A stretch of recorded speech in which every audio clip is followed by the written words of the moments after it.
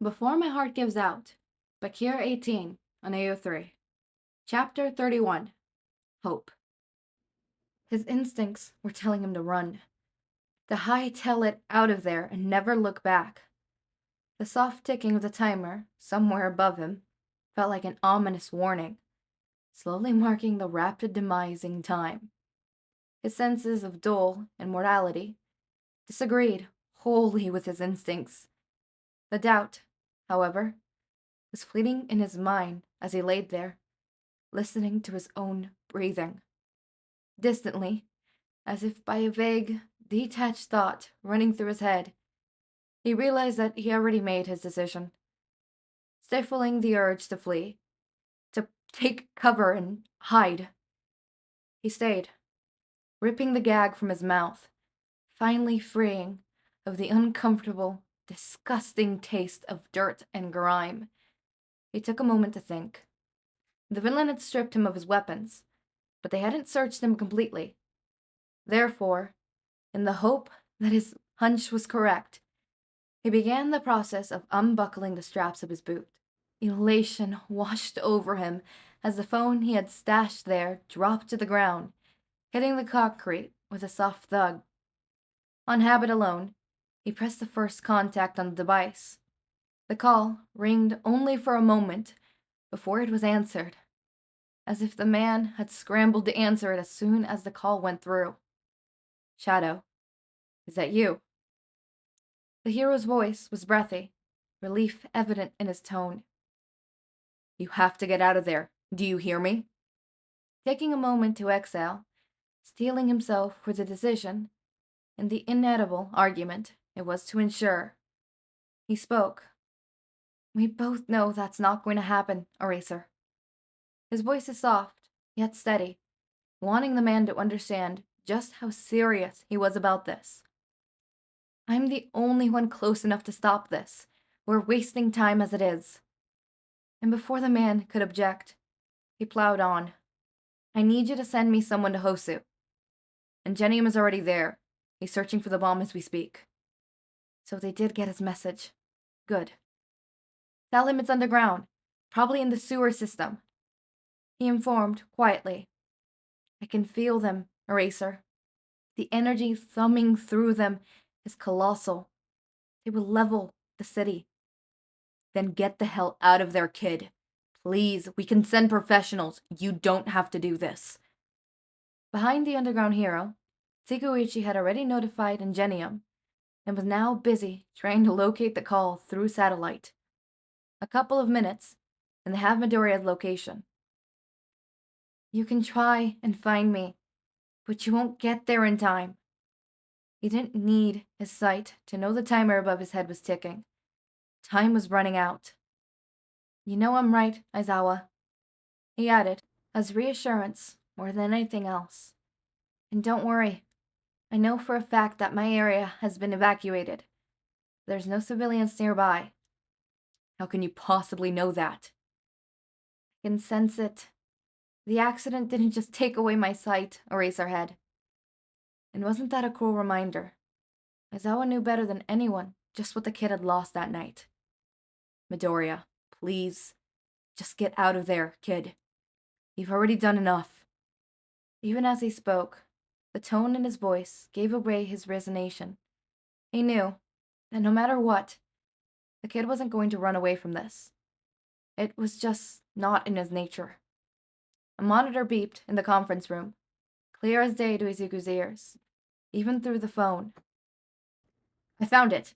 I found the bomb." A static erupted from the device, indicating the lack of proper signal. "Shadow was right. It's in the sewers." And a moment later, "I could send you a picture." "Oh my." The principal, even in crisis, didn't lose the candidate in his voice as he spoke. "This will be quite tricky." Turning to the underground hero, the rodent's voice lowered, indicating the severity of the situation. "You're not gonna like this, I'm afraid." Before Aizawa could even voice his worry, the principal approached the phone, currently laying on the table surface on speaker. "We will need your help for this, Midoriya." Aizawa's pulse thundered as he raced through the streets, blowing past multiple red lights as he fought against the clock. He had bolted out the door the moment the satellite zeroed in on Izuku's phone location. The logical part of his brain told him it was useless. Midoriya was right in saying they wouldn't get there in time, yet here he was trying anyways, because he knew he'd never be able to live with himself, knowing he hadn't tried anything before giving up. Izuku was just a child. He wasn't meant to be going through any of this. The teen was currently trying to defuse a bomb, and Shota would do anything to get there in time, to prevent the boy from facing this alone. In fact, he planned on getting Shadow and getting out of there as fast as possible. The roads were packed. The evacuation process had been immediately started the moment the bomb was located. Izuku was right when he said the area was clear. Still, they weren't taking any chances. A citywide evacuation was being issued. However, turning on the radio, he could hear the news reporting the all-out battle that was currently happening just a few blocks away. Instead of finding where Midoriya was being kept, the task force had run into the League's headquarters, which, in itself, would have been good news, if it weren't for their current predicament. Endeavor and several other heroes had already been incapacitated. All Might was facing the League's real leader, the man behind it all. His talents would surely be needed. However, Midoriya was his priority. He just needed to believe that the number one could handle this alone. The GPS device beeped, signaling he was approaching the location. Maybe, if luck was on his side, he would get there in time. Okay, run me through the plan again? He combs a hand through his hair, fingers twitching with the effort to quell the shaking of his body. From both the video feed in your location and the picture we got from Ingenium, it is safe to assume we will need to defuse both bombs at the exact moment. Any error in timing will result in the immediate detonation of the explosives. Nezu replied calmly, having expected Shadow to be nervous. It didn't stop him from being painfully blunt in his response. The situation was grave. He treated it so. Cool. Okay. Izuku spoke quietly, as if to himself. And you are sure the wire I'm touching right now is the red one? Despite his greatest effort, he failed to hide the tremor in his voice. They had spent the last 10 minutes making sure the wire he was about to cut was the correct one. He had moved the camera until they got a closer look at the bomb. They were his eyes right now. His fate was in their hands. Letting his senses wash over the room, he could feel it, the energy thumping slightly stronger in the wire in question. It served to placate his doubts, if only slightly. Yes, now gentlemen, time is running out. The rodent began. If you would please position your knives. Or, in Izuku's case, the sharp piece of shrapnel he found lying around. Anticipation thumped through his veins like a violin.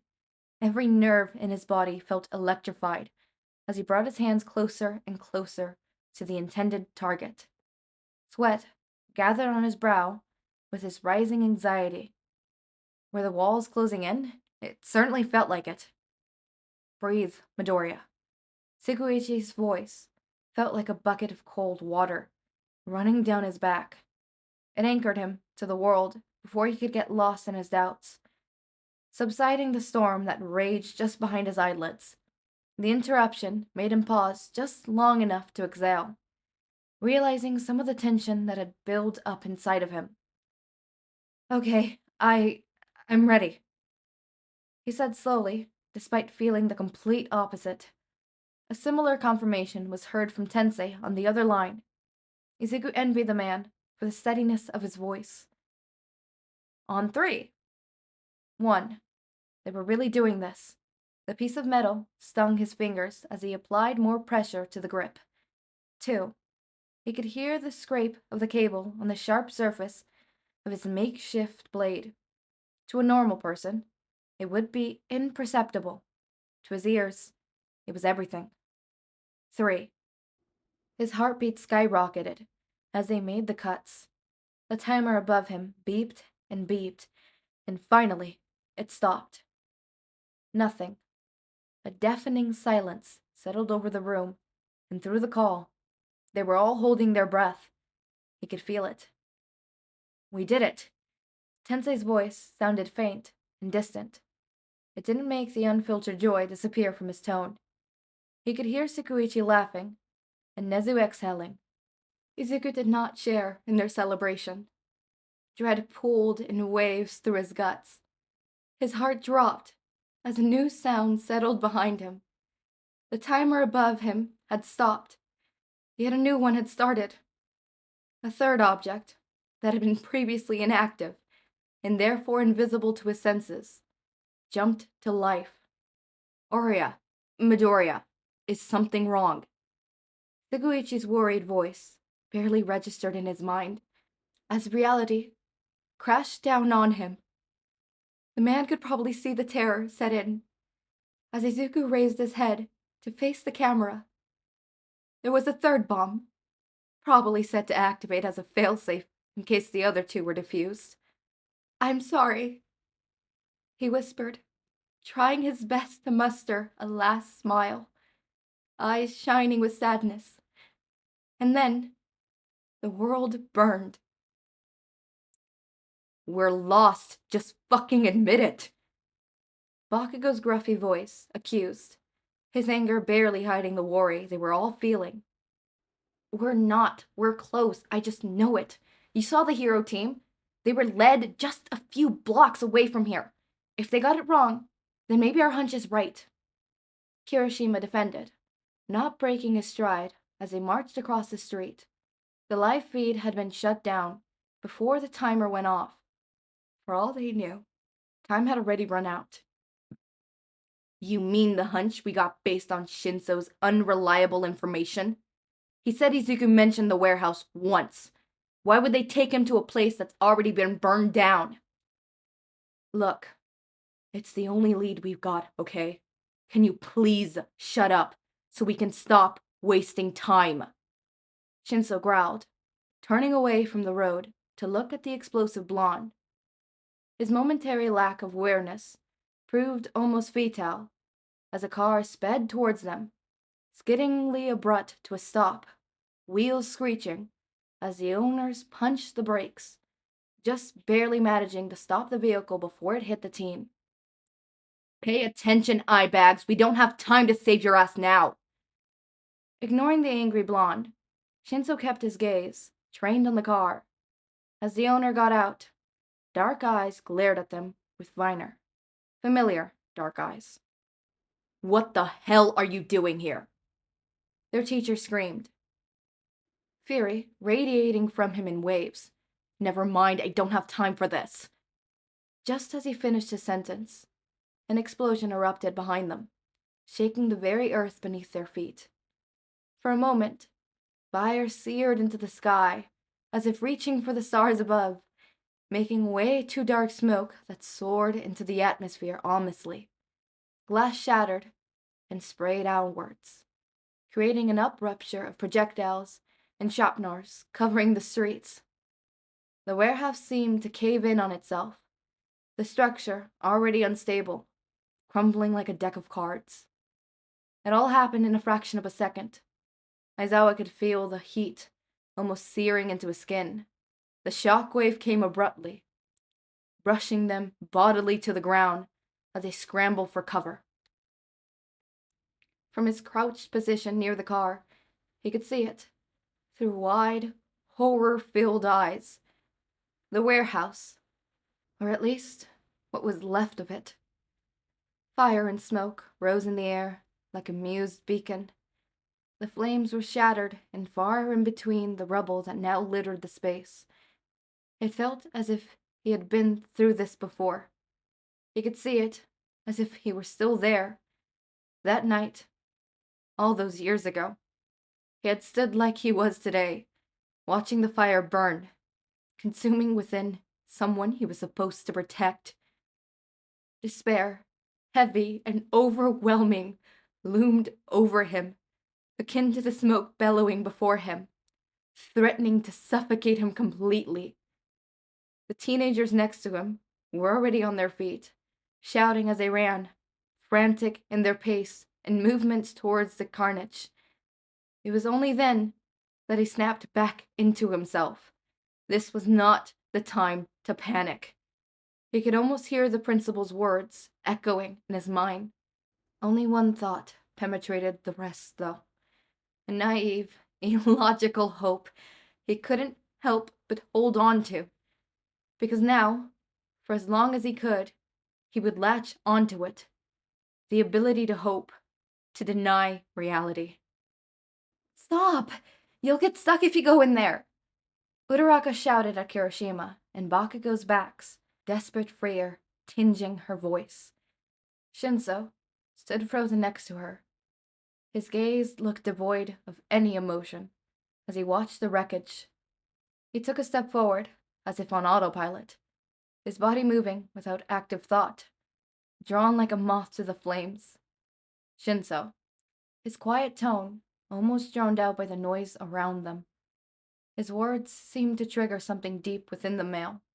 His slow movements ceased as he took off, sprinting into the ruins. Get away from there! Aizawa's voice rang as he followed behind his students. It's dangerous! The teen gave no indication that he heard, practically laughing himself into the sea of rubble, hands already working to dislodge the rocks in his way. Stop! You're going to hurt yourself! The class president shouted, hand coming up to stop Uraraka as he tried to join the others in their frantic search. We can help, Ida! The girl answered simply, determination outweighing her worry and fear.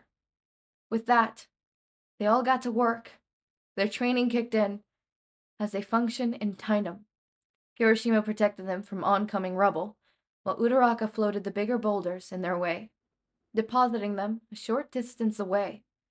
Meanwhile, Todoroki and Yaozu worked on stabilizing the structure, either with ice on the right places or actual breakers on weak points. Their movements were methodical, yet hurried.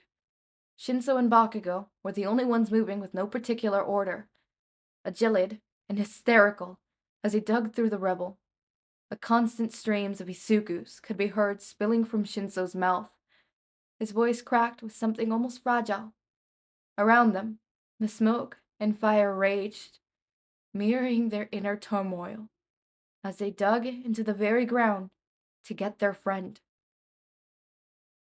1 week later. His warning allowed us to stop 2 of the bombs in time. However, the villains had used a quirk to trigger a 3rd detonation. His sacrifice that day saved so many lives. This city will forever be in his debt. The captain was saying. His voice sounded far away, distant and hazy. A gruffy voice called out behind him. Excuse me. The gruff voice called behind him. Turning to look at the newcomer, Aizawa could see the man was old. The scars around his eyes spoke of a terrible story. The walking stick held in his arm revealed the outcome. A couple stood behind him, a woman and a man. They were holding hands, staring sadly at the podium in front of them. Are you Shota Aizawa? Yes. Aizawa didn't feel like talking to anyone. However, a small part of him was curious about how these people knew his kid. I was told you were Izuku's guardian before. His words died down before they could make it out of his throat, looking incredibly older now as he spoke. Sensing his dread, the woman behind him stepped forward, resting a hand on the man's shoulder in silent support. I just wanted to thank you for giving him what I never had the chance to. You were the one who trained him, weren't you? Shinsou, who Aizawa hadn't noticed approaching, spoke up. His words were breathy as he realized just who it was standing before them. You're Rue. The man's hands clenched slightly around his walking stick, almost trembling with the tightness. Yes, I trained him. Rue admitted, quietly. Guilt, almost palpable. Maybe if I hadn't, he would still be. Izuku loved you. He told me how without you, he probably would have given up on life a long time ago. So don't you dare regret it now. You were the reason he got to live out his dream. You gave him something to live for. The boy's voice cracked, a few tears escaping captivity without his consent. Aizawa wanted to hate the man. However, Shinsou's word rang true. Without this man, Shouta would have never become who he was. I think Izuku wouldn't want you to blame yourself. The hero's eyes were grave as he conveyed the words. A memory rose to the surface of his mind. A cold night on a rooftop. Heart-wrenching words. But above all, forgiveness. The significance only now sank in as he realized just what shadow meant that day. With a solemn nod, the family turned to leave, the man only pausing once to ask one last thing. His tone was fragile, almost delicate as he spoke.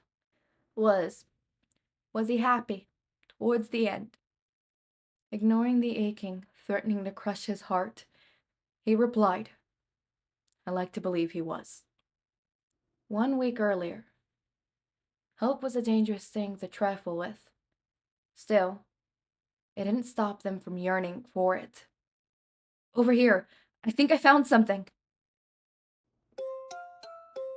Bringing Rue was a cold punch. Cold. I can't. Really, I can't. God, I had to take a break when, the words burn were there and I was having to do that area because I kept profusely sobbing, and it was so much to the point that my family members were like, hey, what happened? I'm like, don't worry, I'm recording. It's all the story. And they're like, oh my god, it must have been an abrupt death. I'm like, yeah, I mean, I knew it was happening. I knew from chapter 1, but it still hurts because you get attached. And God, having Rue towards the end, I can't. I really, really can't. This fanfic is gonna rip me to shreds, but I really hope for the next one to not rip me to shreds. At least not this much. Although I think in the next one, Izuku probably still dying, let's be honest. Kira 18 seems like, the cruel person to do that. Isn't that right, Kira 18? You did say it was gonna be more fun, so hopefully one can hope. Yay! As always, my raindrops. Make sure to eat, sleep, drink water, take your meds. Have a wonderful day or night. Link to my Discord server and socials are down in the description. Subscribe to see more of my content, and thank you so much for watching.